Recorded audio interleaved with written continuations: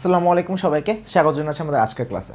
আজকে আমরা আলোচনা করতে চাই আরেকটা ইন্টেস্টিনাল নেমাটোড নিয়ে, দ্যাট ইজ স্ট্রঙ্গিলয়েডস স্টারকোরালিস। এবং স্ট্রঙ্গিলয়েডস স্টারকোরালিস এটা দিয়ে যেই কন্ডিশনটা ডেভেলপ করে তার নাম হচ্ছে স্ট্রঙ্গিলয়েডিয়াসিস।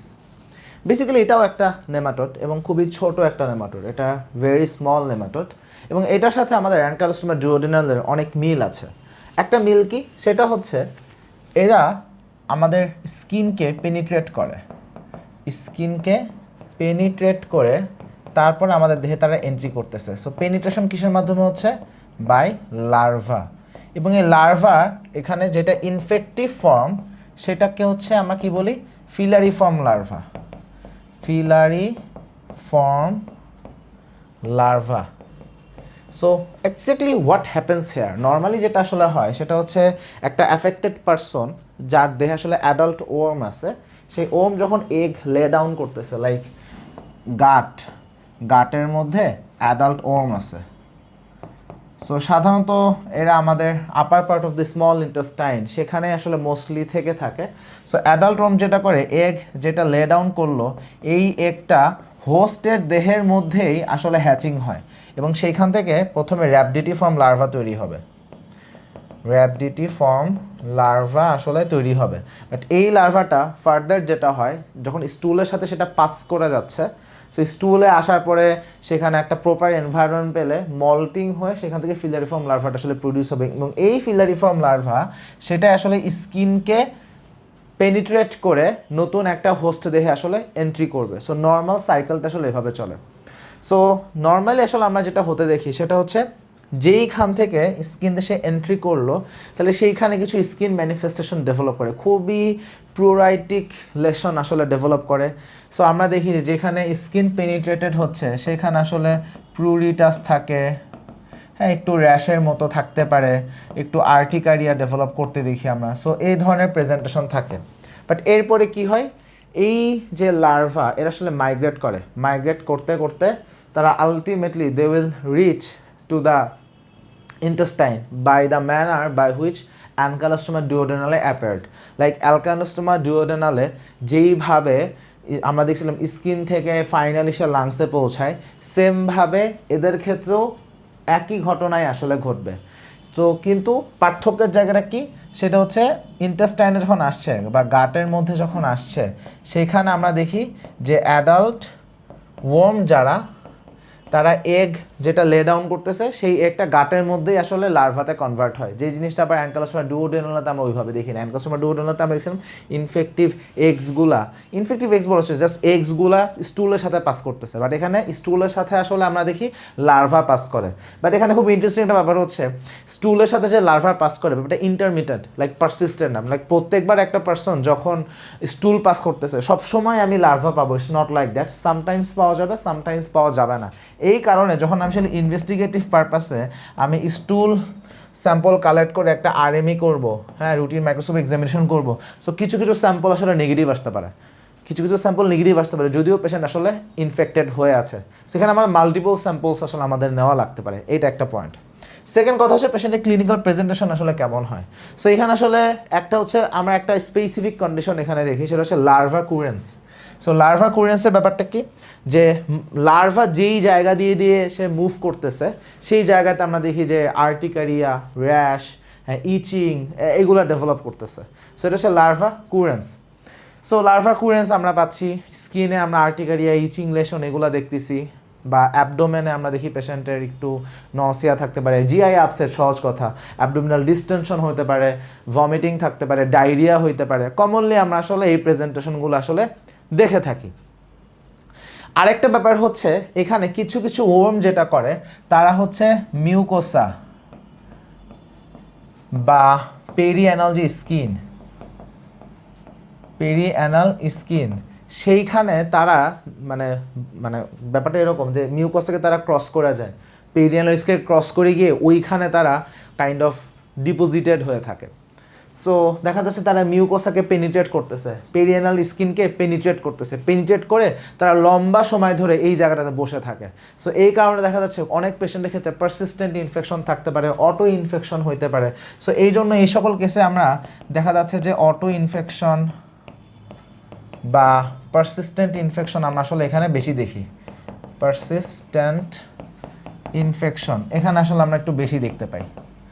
সো এমনও দেখা গেছে যে 35 ইয়ার্স ধরে স্ট্রঙ্গলাইডিয়াসিস পারসিস্ট করে গেছে। সো এরকম ইভেন্টও আসলে পাওয়া গেছে। আরেকটা জিনিস হচ্ছে এই লার্ভা তো আসলে পেনিট্রেট করতে পারে, টিস্যুতে পেনিট্রেট করতে পারে। সামটাইমস এমনও হইতে পারে যে তারা ব্লাডের মাধ্যমে ডিসেমিনেটেড হয়ে ডিফারেন্ট অর্গানে চলে গেছে। সো সেইখানে এইটা তখনই আমরা বেশি দেখি যখন পেশেন্টের ইমিউনিটি কম্প্রোমাইজড। সো পেশেন্টের ইমিউনিটি অনেক কারণে কম্প্রোমাইজড হতে পারে সে একটা কম্প্রোমাইজিং একটা এজেন্ট, একটা মেডিকেশন সে হয়তো বা পায়, অথবা তার হয়তো বা একটা ডিজিজ আছে লাইক HIV বা এরকম কোনো একটা ইমিউনো কম্প্রোমাইজিং একটা ইভেন্ট হয়তো বা তার আছে। এই সকল পেশেন্টের ক্ষেত্রে ডিজেমিনেশনটা আমরা বেশি হইতে দেখি, এবং ডিজেমিনেশন যখন হয় তখন আমরা দেখি যে সেটা আমাদের CNS চলে যাচ্ছে। লাইক যদি CNS সে চলে যেতে পারে, লাইক ব্রেইনে চলে গেছে, সেরেব্রাল ম্যানিফেস্টেশন হলে অনেক পেশেন্টের ক্ষেত্রে ইভেন কোমা পর্যন্ত হইতে পারে। হ্যাঁ, ফোকাল নিউরোলজিক্যাল ডেফিসিট থেকে শুরু করে কোমা পর্যন্ত হইতে পারে। বা পেশেন্টের ক্ষেত্রে আমি হয়তো বা দেখতে পারি যে অ্যাবডোমিনাল ডিস্টেনশন হচ্ছে, হ্যাঁ অ্যাবডোমিনাল ডিস্টেনশন ডেভেলপ করতে পারে। বা varieties of presentation depending on the degree of invasion, কোন জায়গায় সে ইনভেট করতেছে তার উপর বেস করে আমরা আসলে মাল্টিপল টাইপস অফ প্রেজেন্টেশন আসলে পাইতে পারি। সো হোয়েন দিস হ্যাপেন্স আমাদের পরের কাজ কি? ইনভেস্টিগেশন করা। সো এখানে ইনভেস্টিগেশনের জন্য আমরা আসলে বেশ কিছু কাজ করি। তার মধ্যে একটা হচ্ছে ডেফিনেটলি যে আমরা স্টুল আনামি করব, কিন্তু যেটা বললাম যে স্টুল আনামি করে যে লার্ভাটা দেখব, লার্ভাটা সবসময় নাও পাওয়া যেতে পারে বিকজ ইন্টারমিটেন্টভাবে আসলে তারা পাস করে। সো মাল্টিপল স্যাম্পল কালেক্ট করা লাগতে পারে। সো এটা করে আমরা তাহলে লার্ভা আসলে দেখতে পাই। আর আমরা কি করতে পারি? পিসিআরটা খুব রিলায়েবল। কিছু কিছু পেশেন্টের ক্ষেত্রে পিসিআর আসলে করা হয়, কিছু কিছু পেশেন্টের ক্ষেত্রে সেরোলজিক্যাল টেস্টও কনসিডার করা যাইতে পারে। সো কিছু ইনভেস্টিগেশন মেথড আমরা আসলে ফলো করি। এরপর আমরা ট্রিটমেন্ট নর্মালি কী করি? এইখানে যে কোনো নেমাটোডে নর্মালি অ্যালবেন্ডাজোলই আসলে প্রিফার করা হয়, বাট এইখানে একটু ব্যতিক্রম আছে। এখানে ব্যতিক্রম হচ্ছে এখানে আমরা আইভারমেকটিন সবার আগে কনসিডার করি। সো দেখা যাচ্ছে যে আইভারমেকটিন টানা 2 দিন দিলে এটা ম্যাক্সিমাম টাইম খুব ভালো রেসপন্স করে। এর অল্টারনেটিভ হিসেবে আমাদের ডেফিনেটলি অ্যালবেন্ডাজোল তো আছেই। সো এইটা একটা। বাট যদি ডিসেমিনেটেড কেস হয়ে থাকে, ছড়াই গেছে অনেক, সেইখানে নর্মালি আমাদের ডোজ ডিউরেশনগুলা বাড়াই দিতে হয়। বাট নর্মালি ট্রিটমেন্ট আসলে আমরা এগুলোই দিয়ে থাকি। সো কিছু গ্রস কথা হলো। এখন আমরা ডিরেক্ট ডেভিডসনে যাবো এবং ডেভিডসন থেকে আমরা একটু এক্সপ্লেন করার ট্রাই করি। তাহলে স্ট্রঙ্গলাইডিয়াসিস এটা কার মাধ্যমে হচ্ছে? স্ট্রঙ্গলার্স স্টারকোরালিস, তার মাধ্যমে হচ্ছে, এবং এটা খুবই স্মল নেমাটোড। পার্টিকুলারলি এইটা যে খুব স্মল নেমাটোড, এটা থেকে দেখা যাচ্ছে FCPS এ একটা চলে আসতে পারে, MCQ চলে আসতে পারে। সো নর্মালি দেখা যাচ্ছে 2 মিলিমিটার ইন্টু 0.4 মিলিমিটার। সো খুবই ছোট একটা নেমাটোড। নর্মালি আমরা কোথায় দেখি? স্মল ইন্টেস্টাইনে, হ্যাঁ আপার part of the small intestine, সেখানে যে মিউকোসা সেখানে তাদেরকে নর্মালি আসলে পাই। এবং যদি লার্জ অ্যামাউন্টে যদি তারা থাকে, ডেফিনেটলি পেশেন্টের এখানে পারসিস্টেন্ট ইউসিনোফিলিয়াও আমরা আসলে দেখব।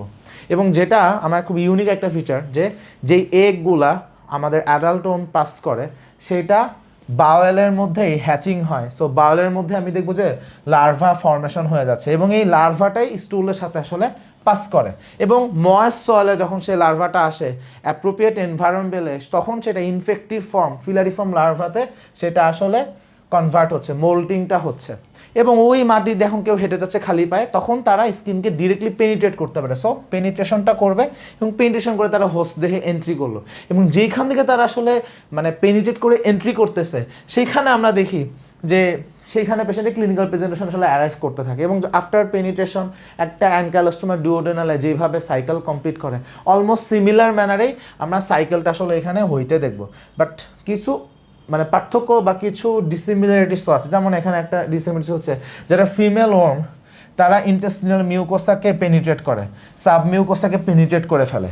এবং কিছু কিছু ক্ষেত্রে দেখা যাচ্ছে কি সাম লার্ভা, হ্যাঁ ফিলারিফর্ম লার্ভাতে এটা ডেভেলপ করতেছে, কিন্তু অ্যানকাইলোস্টোমা ডুওডেনালে কিন্তু ডিরেক্টলি এগ প্রডিউস করতো, সেই একটা স্টুল দিয়ে পাস করতো। সো এইটা কিছু পার্থক্যের জায়গা আছে। বাট এই যে ওর্মগুলো তৈরি হচ্ছে, তারা আলটিমেটলি আমাদের মিউকোসা বা পেরিয়ানাল স্কিন এগুলাকে আসলে পেনিট্রেট করতে পারে। এই যে ফিলারিফর্ম লার্ভা কিছু তো স্টুলের সাথে পাস করতেছে, বাট কিছু ফিলারিফর্ম লার্ভা মিউকোসা, পেরিয়ানাল স্কিন এগুলাকে আসলে পেনিট্রেট করে, এবং যখন তারা এই লার্ভাগুলো এখানে পেনিট্রেট করে গেল, সেখান থেকে আলটিমেটলি আমরা দেখি অটো ইনফেকশন হচ্ছে, পারসিস্টেন্ট ইনফেকশন হচ্ছে। সো এই জিনিসটা আমরা আসলে দেখি যে কোনো পেশেন্টে 35 ইয়ার্স পর্যন্ত এটা আসলে থাকতে পারে, এরকম ডেসক্রিপশন আমরা পাইছি। So this is very huge thing. Normally এটা তো ডেফিনেটলি ট্রপিক্যাল, সাবট্রপিক, ফার ইস্ট এইসব জায়গাতে আমরা বেশি দেখি। তাহলে এবার আসি ক্লিনিক্যাল ফিচার্স। সো ক্লিনিক্যাল ফিচার্সের ক্ষেত্রে এখানে বেসিক একটা ট্রায়াড আছে। সো ট্রায়াডটা আসলে কি, একটা হচ্ছে অ্যাবডোমিনাল পেইন, একটা হচ্ছে ডায়রিয়া, একটা হচ্ছে আর্টিকারিয়া। এটা হচ্ছে আমাদের ট্রায়াড। বাট এই আর্টিকারিয়া নিয়ে একটা কথা আছে, সেটা হচ্ছে আর্টিকারিয়া কোথায়, কিউটিনাস ম্যানিফেস্টেশনে আর্টিকারিয়া হয়। বাট এই লার্ভা যতটুকু জায়গা ধরে যাচ্ছে, এই সকল জায়গা ধরে আমরা দেখি আর্টিকারিয়া হচ্ছে, একটা ইচিং হচ্ছে। সো এই প্রেজেন্টেশনটা থাকে, যেটাকে আমরা অনেক সময় লার্ভা কুরেন্স বলে থাকি। অ্যারাউন্ড 66% পেশেন্টে এই ঘটনা আসলে থাকতে পারে। খুবই এক্সট্রিমলি প্রুরিটিক একটা এরিথেমাটাস লেশন। এই লার্ভাটা যতটুকু জায়গা ধরে মাইগ্রেট করতেছে, এখানে আসলে এগুলো আমরা আসলে হইতে দেখি। So very common. এখানে একটা ছক আছে, আমরা একটু ছকটা দেখি। So clinical feature of strongyloides stercoralis. So স্কিনে ইচি র্যাশ হবে, হ্যাঁ, গাটে থাকলে abdominal pain, diarrhoea, weight loss, steatorrhoea এগুলো থাকবে। অ্যালার্জিক ফেনোমেনা থাকে, আর্টিকারিয়া থাকতে পারে, হ্যাঁ।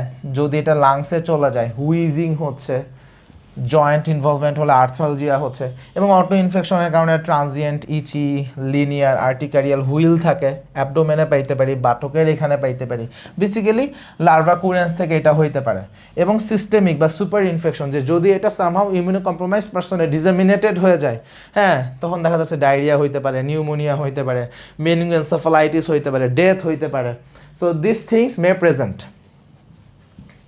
আচ্ছা, সো সিস্টেমিক স্ট্রঙ্গয়েলিডিয়াসিস, এইটাকে আমরা বলতেছি হাইপার ইনফেকশন সিনড্রোম। তাহলে স্ট্রঙ্গয়েলয়েডস হাইপার ইনফেকশন সিনড্রোমটা কি? এটা হচ্ছে সিস্টেমিক স্ট্রঙ্গিলয়েডিয়াসিস। সো নর্মালি এটা আসলে তখনই হয় যখন ইমিউনিটিটা সাপ্রেসড অবস্থায় থাকে। সো এইচআইভি দিয়ে হতে পারে, হ্যাঁ, তারপরে আমাদের কিছু ভাইরাল ইনফেকশন যেগুলো আমাদের ইমিউনিটিকে সাপ্রেস করে। পেশেন্ট হয়তো আগে থেকে স্টেরয়েড পায় বা ইমিউনোসাপ্রেসেন্ট কোনো একটা এজেন্ট পাচ্ছিল, ইমিউনিটি কোনো অংশে কম। এই ধরনের পার্সনের ক্ষেত্রে আমরা এই হাইপার ইনফেকশন সিনড্রোমটা হইতে দেখি। সো সেখানে দেখি পেশেন্টের severe and generalised abdominal pain থাকে, অ্যাবডোমিনাল ডিস্টেনশন থাকে, পেশেন্টের শকও ডেভেলপ করে। যদি এমন হয় যে লার্ভাতে প্রচুর পরিমাণ লার্ভা লাংসে চলে গেছে, ইফ দিস হ্যাপেন্স, সেখানে আমি দেখি যে কফ, উইজ, ডিসনিয়া এগুলো থাকতে পারে। যদি সিএনএস ম্যানিফেস্টেশন ডেভেলপ করে, সিএনএসে চলে যায়, সো সেরেব্রাল ইনভলভমেন্ট হলে আমি দেখবো যে কিছু নিউরোলজিক্যাল সাইনও থাকতে পারে, কোমাও থাকতে পারে। এবং অনেক পেশেন্টের ক্ষেত্রে আমরা দেখবো যে গ্রাম নেগেটিভ সেপসিস পর্যন্ত আসলে ডেভেলপ করতেছে। This thing May present. তাহলে ইনভেস্টিগেশন কীভাবে করব? এখন এখানে ইনভেস্টিগেশন আমাদের চ্যালেঞ্জই হলো স্টুলে সবসময় স্যাম্পল থাকে না। সো আমরা ফেসেস কালেক্ট করব, বাট ঝামেলা হচ্ছে মোটাইল র্যাবডিটিফর্ম লার্ভা সবসময় এখানে পাওয়া যায় না, বিকজ ইন্টারমিটেন্ট এক্সক্রিশনটা হয়। সো এর জন্য আমাদের রিপিটেড এক্সামিনেশন লাগে। বাট এর পাশাপাশি আমরা কী করি, আমরা সেরোলজিক্যাল টেস্ট করি। সো আমরা সেরোলজিক্যালি এলাইজা টেস্ট করতে পারি, সিবিসি করলে ইউসিনোফিলে পাবো, দ্যাট ইজ ভেরি ট্রু। আচ্ছা, আর একটা অপশন আছে, আমি যদি জেজুনাম থেকে যদি অ্যাসপিরেট কালেক্ট করতে পারি, সো জেজুনাল অ্যাসপিরেট যদি নিতে পারি, সেখান থেকে লার্ভা পাইতে পারি। বাট অ্যাকচুয়ালি এই প্রসেসটা আসলে করা হয় না practically. So larva may be found in jejunal aspirate, but actually we do not go for it. এর পাশাপাশি স্টুল যদি আমরা কালচার করি, সেইখানে আমরা আসলে লার্ভা পাইতে পারি। আর একটা হচ্ছে পিসিআর করা হয় গ্রেটার স্পেসিফিসিটির জন্য, গ্রেটার সেন্সিটিভিটি আছে। So PCR is a very good test. So practically আসলে আমরা সেরোলজি করতে পারি, পিসিআর করতে পারি, আমরা হচ্ছে স্টুল কালচার করতে পারি, সিবিসি করে ইউসিনোফিলে পাবো। এইগুলো আমাদের জন্য মোর প্র্যাকটিক্যাল। এবার আসি ম্যানেজমেন্ট। সো ম্যানেজমেন্ট এখানে আমাদের ফার্স্ট ড্রাগ হচ্ছে আইভারমেকটিন। সো আইভারমেকটিনের যদি 2টা ডোজ টানা 2 দিন ধরে দিয়ে দিই, this will be very effective. হ্যাঁ, ডোজিংটা হচ্ছে 200 মাইক্রোগ্রাম পার কেজি, এই ডোজে হবে। এর পাশাপাশি আমরা অ্যালবেন্ডাজোল দিতে পারি, বাট অ্যালবেন্ডাজোল এখানে নর্মালি আমরা 3 দিনের জন্য দিই, 15 milligram per KG, twice daily, এই ডোজে দেওয়া হয়। সো এইটা আমরা করতে পারি। Second course sometimes may be required.